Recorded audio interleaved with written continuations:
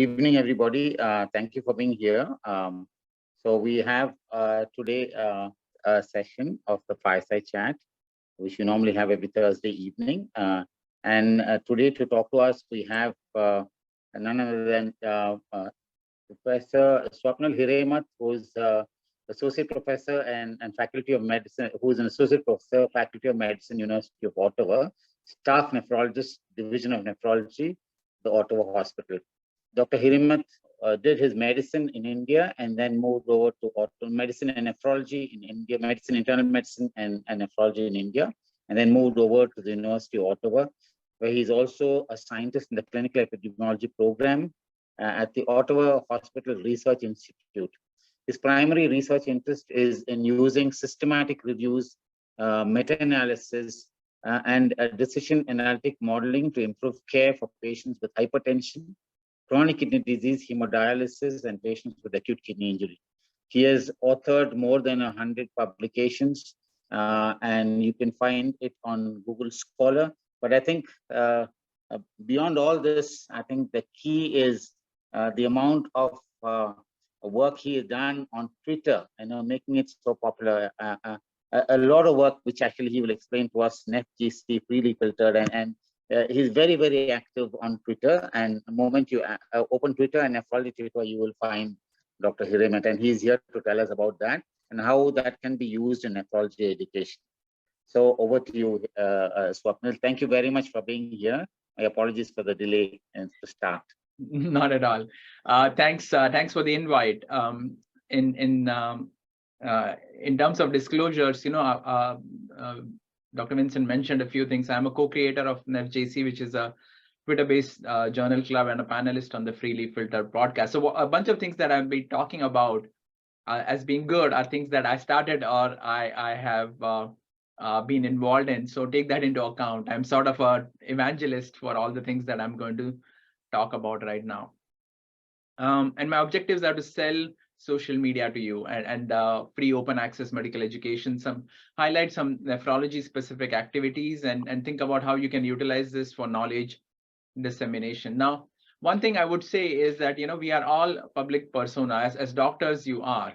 When I put up my name into Google, this was, about 10 years ago, this was the second hit. There was some doctor rating website. And the ratings weren't that good necessarily. There was this rating was the top at that time. Now, if you put my name into Google, that doctor rating website goes to the second page, right? And no one clicks on the second page. And what has populated the first page is Twitter and LinkedIn and Google Scholar. Again, these are social media profiles that you can create for yourself, and that puts all these what other people have said behind. This is a quote from Brian Vertebedian, and he says that the solution to pollution in this case being what the doctor rating website or what have you, is dilution. So you dilute that by putting good things out there, right? And one more quote which I really like is that you cannot control what others say about you, but you can have complete control about what you say about yourself.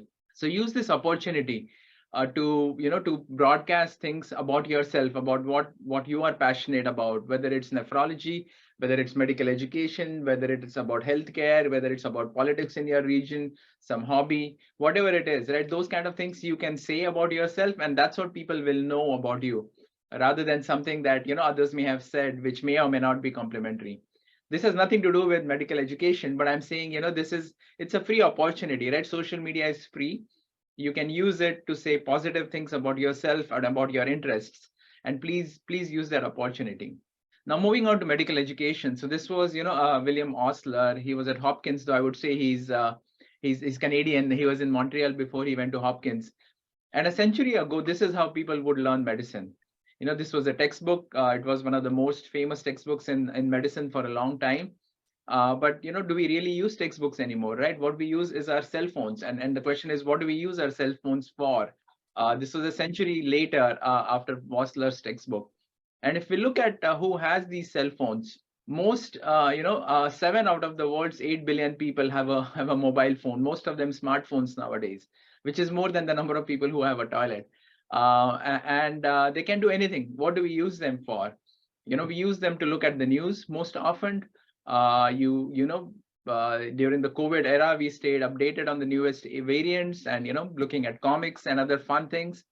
You could use Uber to call a ride for you, or whatever ride hailing app you may have there, or have a different kind of a ride. You could swipe left and look at, ordering food instead. Or, and people share, right? You share what you eat, you share where you travel. Now, what does that have to do with medical education? Where you can use social media to share what you know and share what you learn, right? And this is how, you can learn and you can teach at the same time. So this is a quote from Vint Cerf. Arguably, he's the inventor of the internet and not Al Gore. And he kind of said that information is power. But, it's not information is power. It is information sharing, which is power. So people are more willing to share information, not because they are getting paid for it, but because of the feeling of satisfaction that someone found that information useful. And I'll be talking about FOMED now. And all these people doing FOMED, they are not doing it because someone is paying them. They are doing it because of the satisfaction you get from teaching, the satisfaction you get from sharing the information and the knowledge that you have. So it's that pure purpose of sharing information, which is so powerful, that drives a bunch of the FOMED activities. Now, I've been saying FOMED without defining it. What does FOMED stand for? It's free open access medical education. And we could include blogs, podcasts, tweets, Twitter chats, YouTube. The AHN Fireside chats, Dr. Vincent was telling me, are posted on YouTube. So I'm sure, your reach is more than the live attendees that is there. Visual abstracts or infographics. And the old way of teaching was, you go into, in med school was, you would be in a giant hall where one professor is teaching. And the other way, of course, is at the bedside where you see the patient and you have the attending physician talking to the students. But FOMED is different. Firstly, it is free. It can be in a format of your choice. It could be, a YouTube or a visual abstract if you're a visual learner, or a blog if you like to read. And there's a buffet of choices, right? You can choose which way you want to consume this medical education. And often you will get some of the best and the most passionate teachers around the world doing this, right? You're not stuck with the professor that is the old professor frequently who will be the teacher at your hospital. You can get the best and the most passionate teachers from around the world who are providing these FOMED activities. And it'll be a time and place of your choice. It doesn't have to be 7 o'clock or 8 o'clock in the morning at that physical location. You can consume this from your home. You can consume this while you're on a walk. You can consume this while you're on your commute to work or what have you. And FOMED all combines, people think about learning and teaching as two different disjoint sets. FOMED sort of combines them often, that you learn and teach at the same time. Often the people who are teaching are those who learned about this topic recently, and they're sharing what they have learned, which is very, very powerful. Now, how do you think about Twitter? People think about Twitter as oh, there are so many tweets, and they say, oh, I have to read each and every single tweet, right? I have to go to the source of the river. It's not like that. You open Twitter, you look at a few tweets, you've got 5 minutes in between two patients, or you're walking somewhere, look at Twitter for a few minutes and go, and then that's fine. You can dip your toes in and out of the river without needing to swim all the way to the source of the river. This is sort of what a tweet looks like. This is from Matt Sparks. It's a famous tweet which we have used forever. He's doing a Twitter poll here. Now there's only 280 characters, but in 280 characters you can fit a lot of things. So his name is there, of course, but he's got a little bit of a text. He's linking to this article which was published in the JCI. He's using a couple of hashtags, and hashtags are very powerful on Twitter, but also in all other social media forms, because they focus attention around a topic. And he's got a poll which says yes or no. In addition to that, you can hit this to reply to Matt saying, yes, I agree, or I don't agree. If you like his message, all you can do is you can hit this love button or heart button, or you can retweet this, which will broadcast the message further to your followers as well. This is, for example, this is a time when I had maybe 1,000 followers in 2017. I read a paper which talked about alcohol and blood pressure, and I said, okay, this looks very important, so let me talk about it. So I said, level 1 evidence, decrease alcohol, decrease blood pressure. That's sort of the one-line message from the paper. I put a link to the paper, and I said I got this via Hypertension Canada, and I took a few pictures, of the abstract, of a couple of forest plots, and I tweeted it. And there was some conversation around it, right? Scott Brimble, who's a nephrologist in Hamilton, Ontario, and Joel Toff, who's at Detroit. We had a little bit of a conversation saying what is important, blood pressure or cardiovascular events. But despite me having only about 1,000 followers, this tweet was seen by 9,000 people. Now, not everyone read the paper, of course. About 100 people clicked on the link. Many more people looked at the picture, and this is very important, right? People look at images. Social media is very image friendly. So about 500 people looked at the image, but only 100 of them actually went and read the paper. But at least 9,000 looked at the message, right? So that's how, your message, and this is despite me having 1,000 followers at that time. And what happens is I had a few retweets, and those retweets, 34 retweets, it went to the followers of those people who were retweeting it. So your message will go way beyond your followers if you're saying something that is important and catchy.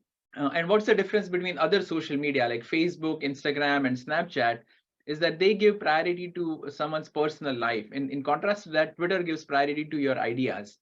And in nephrology or medical education, that's the beauty of Twitter. And the old way of making friends was, you meet people, you get to know them, and then you find topics of interest. The Twitter way to make friends is that you discover some mutual interest, right? I'm friends with a bunch of hypertension geeks because I talk about hypertension on Twitter all the time. And with repeated interactions, then, sometimes then a few months later, I'll meet at a conference and then I'll meet them in real life way, way later. But it's these ideas and concepts that brings us together, and you make friends that way. And Dick Glassek said this very nicely, Professor Glassek, saying that social media it's unpredictable, it's diverse, which makes it very attractive. And when it informs and fills a gap in knowledge, it generates a great appeal. There is, I don't know if you follow Tony, if you have Twitter, you should follow Tony Brew. He's a hospitalist from Boston who makes this wonderful tutorials. And often when you stumble across his tutorial, it's like you did not even know that you were ignorant about this thing. And he teaches you, through a bunch of tweets about something to do with physiology. And we use it in nephrology as an answer machine. So this was from Amit Langote. He was in Mumbai at that time. He was a past fellow from Ottawa. He read this paper saying AV fistula creation slows CKD progression. That didn't make sense to him. So he tweeted that and he said, hey, Swapnil, does this make sense? Now, I did not know the answer. This was, it was evening in Mumbai. It was morning in Canada, but I retweeted it. And my retweet was seen by Nav Tangri, who is a nephrologist in Winnipeg in Manitoba, and he created the kidney failure risk equation. So he gave the answer saying it's simply regression to mean. So someone whose creatinine is going up very fast, you often panic and you create a fistula. And it's quite likely that the next creatinine is going to be better. And if you don't have a control group, it will look like the fistula is actually lowering their GFR, whereas all you're seeing is a statistical phenomena. Now, Nav Tangri has studied this. He's done a lot of research on it. So that's why a question from Mumbai was amplified by me in Ottawa and answered by Nav Tangri, who is an expert in that topic from Winnipeg. That's the beauty of social networks, that we can bring like-minded people with similar interests together. And we created this bot called Ask Renal. And what Ask Renal does is that if you have a question, you post the question, and our bot, which has about 7,000 followers, it will retweet it.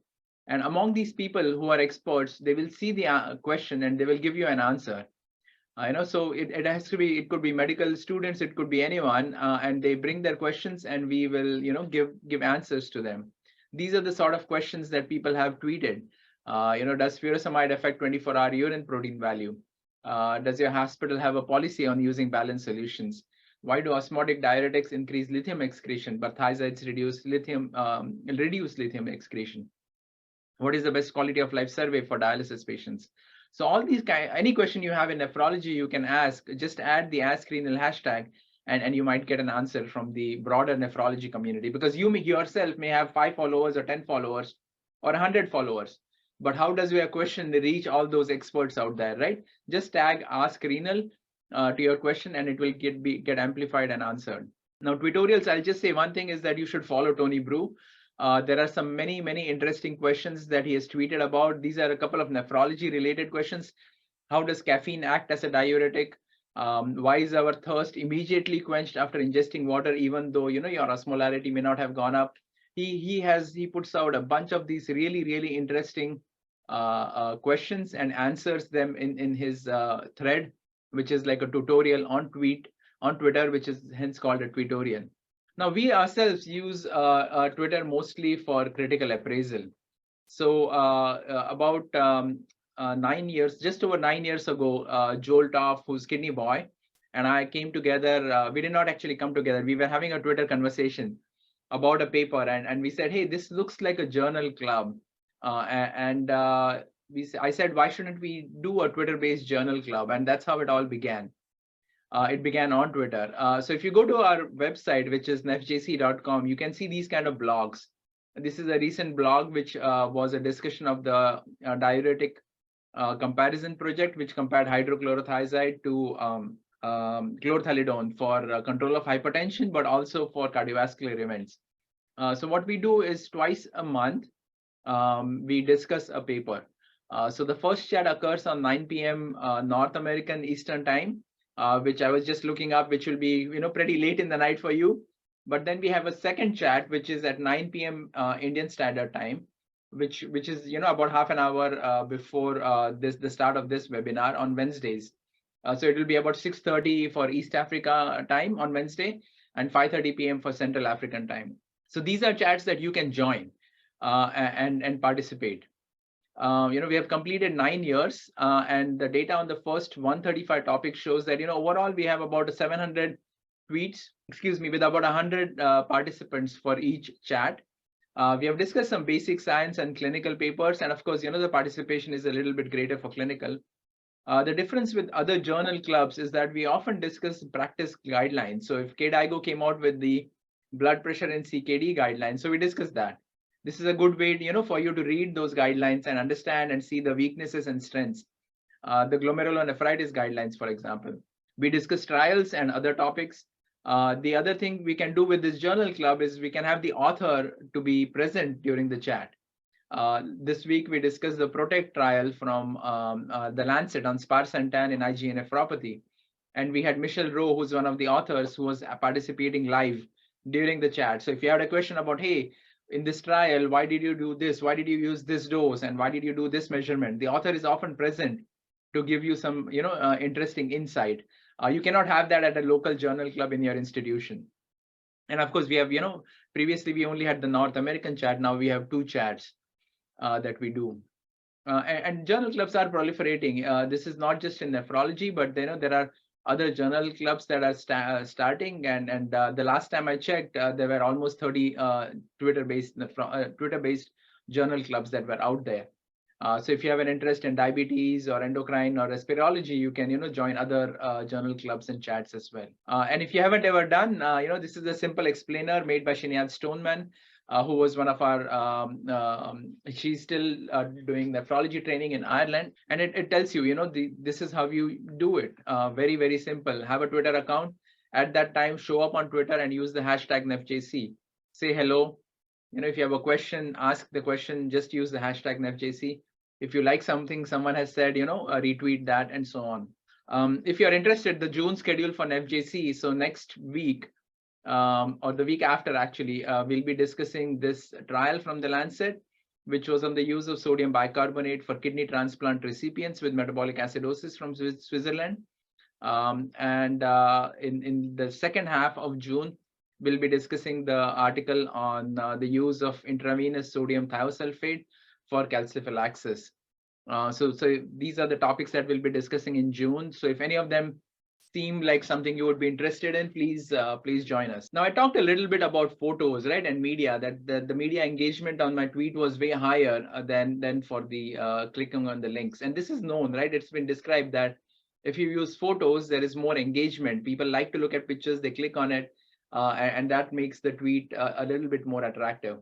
Now, if you look at science and Twitter, right, if you are a basic scientist, the kind of pictures that you use will be, Western blots like this, Or if you're an epidemiologist like me, you will have these kind of survival curves and what have you. But that's not very attractive, right? We are competing with pictures of, vacations and food and all that, which are very nice and jazzy. So how can we convey scientific content in a way that is native to social media? So Andrew Ibrahim was a surgeon is a surgeon in Michigan who came up with this idea of creating these visual abstracts. And he said, hey, this is how you should make it, right? In one picture, you should summarize the entire study. So summarize the key question being addressed, talk a little bit about the methods, show the results, give a citation and the journal so that people know where to find more information about it. And he actually showed it, right? So they did a study where they, for the Annals of Surgery, where they used visual abstracts. And what they show is that, using the visual abstract increased the number of impressions, the retweets, and the article visits. Now keep in mind is that 23,000 people looked at the tweet, but only 175 actually saw the article, right? So it's not perfect. It doesn't mean that, everyone will read the article, but from 65, the article visits went up to 175. And the number of people who actually saw the message also went from 3,000 to 23,000. So they do increase the impact to some extent. This was a triple crossover trial done in the American Journal of by the American Journal of Nephrology. Joel Toff and others did that, and they said, hey, let's tweet out just the citation, or the citation with one figure, or the citation with a visual abstract. And what they saw again was that using the citation versus the visual abstract really increased the number of people who saw the visual abstract, saw the tweet, as well as there was more engagement, 5 times higher versus using the citation alone. So these visual abstracts are very powerful ways of conveying information. These are just some of the visual abstracts that we have created. This one was for the tolvaptan in PKD trial. Again, you can see how we are having elements of PKD brought in here, and in a very simple tolvaptan placebo. This was the GFR difference. These were the adverse events, serious adverse events, liver toxicity, which is important, right? So in one image, in 2 minutes, you can grasp a snapshot of the trial.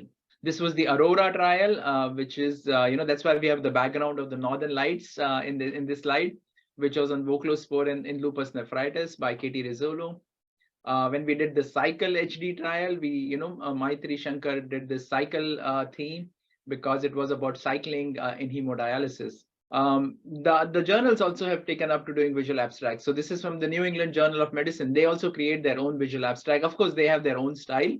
But journals like JAMA and BMJ and New England have also embraced visual abstracts. Now I've talked a little bit about tweets, right? Tweets, though, are short, they are conversational and fleeting. But there are blogs, and blogs are longer, they are permanent, they are thoughtful. And we use blogs for FJC. So everything that we, there's the tweet chat, but if you cannot join the tweet chat, you can go on fjc.com and just read the blog. And the blog itself will go through the trial, will go through whichever study we are discussing, go through the introduction, the methods, what was done, the results, and some discussion, which is our own, discussion about whether we think we should believe the results or not. But, if you look at who reads blogs, right? Blogs are written by these random people in the internet. It's not like reading a paper in the New England Journal or JSN or AJKD. Well, this was a study from Duke by Jenny Wang. She compared a couple of articles. So this was an article on thyroid nodules published in AJR and another one in AJNR. And then this is the blog post written on this blog called radiopedia.org, which is sort of one of the leading blogs in radiology. And what we see here is that the axis goes up to 35,000. But you see the number of page views for the AJR article was around 4,000, 3,000. For the AJNR article was about 3,000, 2,500. Whereas for the blog, the number of page views was over 30,000. Right. So if you write a blog, they are easy to read. And if you, depending on the readership, you may be able to read a vastly higher number of people as compared to a journal article. And we have seen that with NephJC, right? So our weekly page views are roughly 80,000, anywhere from 60,000 to 80,000 people read NephJC every week. During COVID, Matt Sparks and I talked about this. There was this whole discussion about ACE and whether ACE2 matters for COVID. And we wrote up a few blogs, and these blogs had phenomenal page viewing because just the topic was so interesting. that over 300,000 people read this ACE2 blog that we had discussed on. Now, moving on a little bit, why are these things important in my view?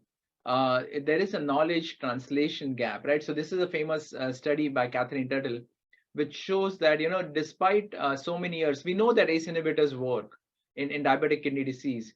But if we look at the uptake of ACE inhibitors, it has gone up, but, it's still pretty low in patients who actually need to have ACE inhibitors used. And we often see NSAIDs, painkillers that should not be used, are used perhaps more often than ACE inhibitors and ARBs in patients with diabetes and kidney disease. So this is a gap, when knowledge is created, but it doesn't always translate into practice, which is called the knowledge translation gap. So it's not enough that we do a study.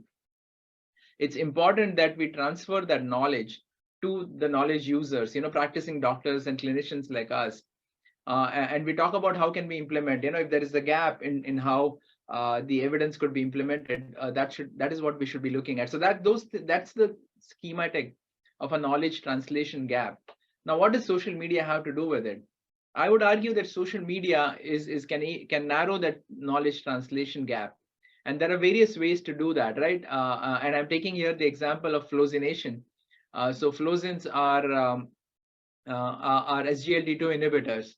And they reduce the risk of kidney failure by about 40%, the risk of hospitalization by heart failure by about 40%, cardiovascular death by about 30%. These are once in a lifetime drugs, right? And for our lifetime, these are sort of like statins or perhaps even more powerful. So how can we increase the use of flosins, just like, and not have the same repeated mistake that we had with the ACE inhibitors, ARBs, where it has taken us, 20, 30 years, and we are still struggling to increase their usage. Well, we can do all these things, right? We can use visual abstracts to convey the information. We have done tweet chats. We have a newsletter. We can use hashtags. We can use memes. Flosinator is a meme, right? So you should be proud that you're a flosinator. I have a mug, a coffee mug, which says, I'm a flosinator. So that's the kind of thing to popularize. It may seem like fun and lighthearted, but these are the ways that you can convey information and increase the implementation of effective practices. Now, you may argue that it doesn't matter, right? So this was the study done in the Journal of American College of Cardiology, where they looked at citations. And they saw that, tweeting and all that, it increases page views, but the citations didn't go up that much. But I would argue that citations are surrogate outcomes. They are not a good measure of knowledge dissemination. What you want to actually study, and no one has done that, is does Twitter, do infographics, visual abstracts, do they actually change practice faster than, just publishing a paper or presenting it at a conference? I believe it does, but, we have to prove that. Switching gears a little bit, what about games? Is there a way to incorporate games into medical education? So there's something called March Madness in the United States. It happens in March, of course, and it's a basketball tournament. So there are colleges all over the United States, and they play basketball with each other. And there's a lot of excitement around it, and it's called March Madness. So Joel Toff and Matt Sparks came up with this idea of using this to create a education game. And because it's March Madness, they said, let's call it Neph Madness. So it's been going on now for over 10 years. And it's a spoof of that basketball tournament, but it's a tournament of nephrology ideas. It's extremely nerdy when we talk about it to anyone, but it's kind of an edutainment. So it's entertainment and education that plays out on social media. So what we see is this is from the last Neph Madness, which was in March of 2023. There are 16 topics. And there's what you do to play is that you go on the website and you choose which topic is going to win. And the winners are decided by a blue ribbon panel, and you don't know what they have decided. So you sort of do your own choices. But while you're making those choices, you read about these topics, and and when you make your choices on social media, you have a conversation about it, right? If I say, for example, that primary TMA is more important than secondary TMA, then I will say, hey, it is important for this reason. There has been explosion in all this knowledge, the alternate complement pathway and atypical HUS. And someone else will say, no, secondary TMA is more important, right? TTP, what have you, and that is more important from their point of view. And when you have this discussion, you're both learning because you're arguing why one thing is more important than the other. And if you want to know more, and this is from a past Neph Madness, where one of the topics was contrast in CKD4. So if you just hover your cursor over that, you will see a little bit of a blurb saying, hey, maybe contrast is nephrotoxic or not. And if you want, you can click on it and you can read this blog, which goes through the details about why the argument can be made that contrast is nephrotoxic. At the same time, there are some nice pictures saying, high osmolar is worse, low osmolar is less worse, or isoosmolar. So you can learn by reading the blogs, and the blog have links to the individual articles that you can read. You can learn by making choices and discussing with each other. And basically you have fun, right? You're having fun while education. It's not like it's a boring lecture that you're sitting and listening to some, old professor talk about the topic of contrast nephropathy. And you're more likely to remember if you're having conversations with someone about this. The next step is, I don't know, I luckily I don't have a long commute, but some of you may have a long commute, or you may be exercising or what have you. And that's an ideal time to listen to a podcast. So what about podcast in nephrology? So we have a podcast in nephrology called Freely Filtered, nephrologist, glomeruli filtered. So Freely Filtered. It's a bunch of us, Nayan Arora, Jenny Lynn, Jody Cohen, me, Sophia Ambruso, Joel Toff, and Josh Weitzman. It's mostly North American because we record at a certain time. And what we do is we use the same papers that were discussed on FJC and we make a podcast out of it. And twice, maybe 1 or 2 times a month, we record these podcasts. So if you're not someone who can join NFJC on Twitter or read the blog, you like to listen to podcast, please subscribe and listen to Freely Filtered. If you like renal physiology, there's a podcast called Channel Your Enthusiasm, which goes through, the Burton Rose textbook of physiology. And there are a bunch of other podcasts. The the International Society of Nephrology has a podcast. There are some patient-focused podcasts. There is a pathology podcast from Arcana Labs. The Life of the Nephrologist series from the National Kidney Foundation. There's a lot of podcasts out there. And it doesn't have to be nephrology, right? There are medical podcasts. Curbsiders is the most famous. But if you like history of medicine, there is Bedside Rounds with Adam Rodman. If you like, small topics digested into, 5 pearls, there's Core IM. For trainees, there's Internet Work, and there are many more, right? I cannot highlight all the podcasts that are out there. So the old way of reading a textbook, of learning physiology, is to read the textbook, and you often fall asleep. I'll confess, I'm not an electrolyte geek, and I could not finish the Burton Rose textbook when I initially bought it. But what I'm doing right now is I've got the book. I listen to the podcast. So I listen to one episode of the podcast and I read the chapter at the same time.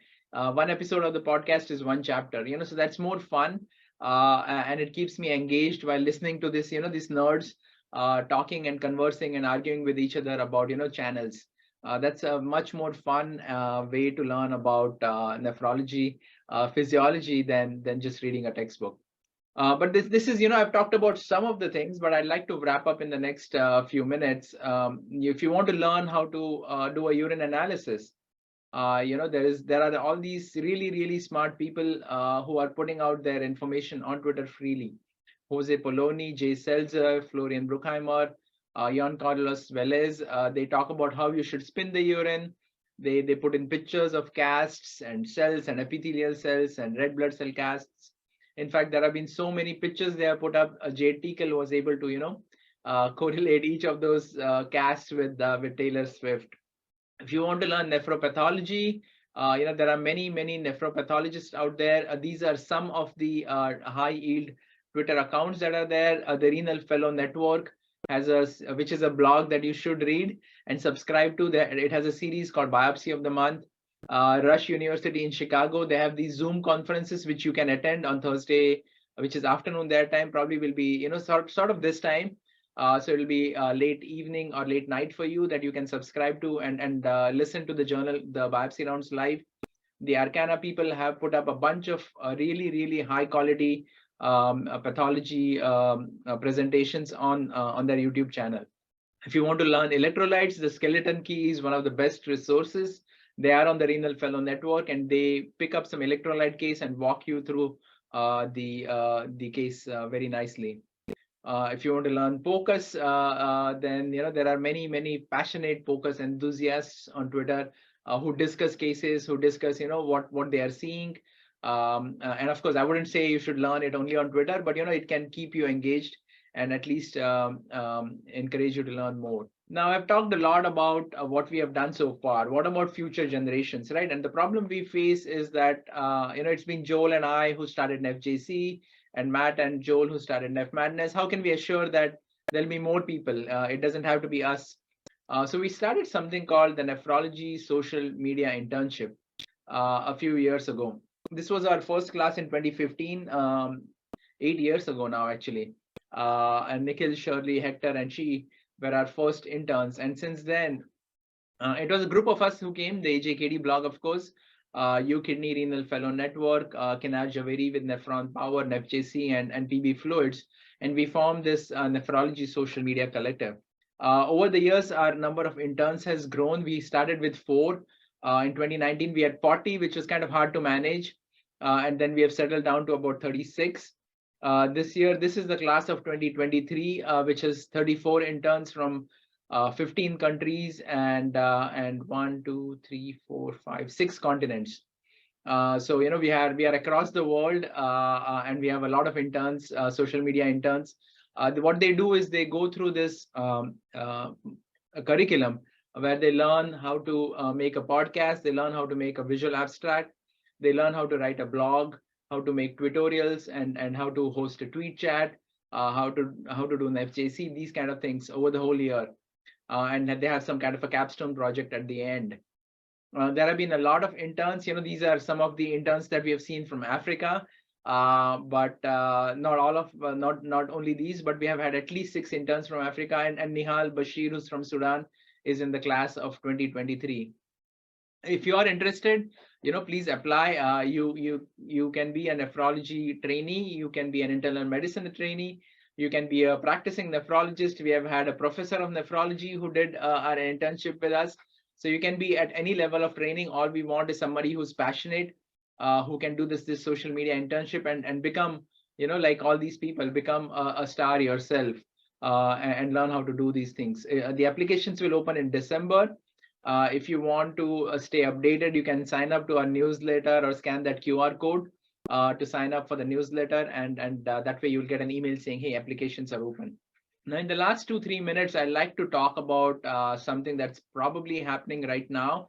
I talked a lot about Twitter. The question is, will Twitter survive?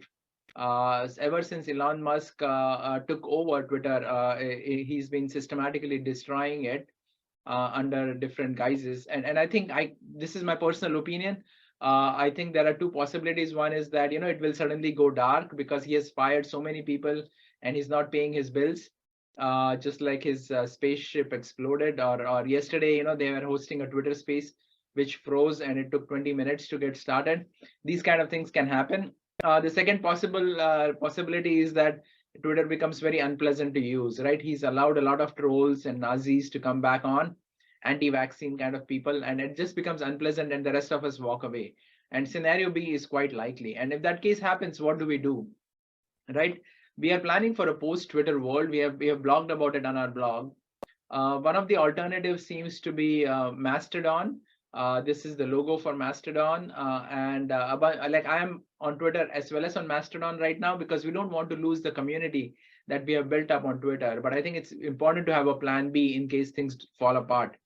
Mastodon itself is part of this Fediverse, which is called this federated thing. It's not owned by a rich billionaire, right? So we are not dependent on this rich billionaire who can suddenly make decisions which will impact all of us, like Facebook and Instagram and WhatsApp and Twitter are.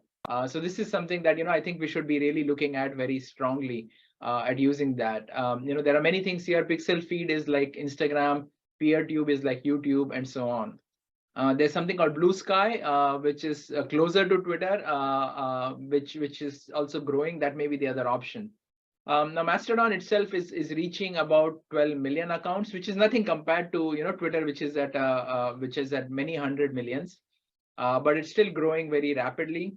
And getting started on it is easy. There's in medicine we have the medmastodon.com server, and there are some resources I have put over there.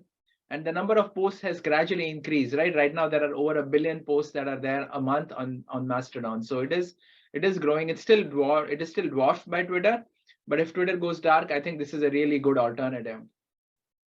If you want to join Mastodon, it's a little bit difficult. It's a little bit clunky in terms of the interface, but you can scan this QR code to directly get into the login to make an account for Mastodon.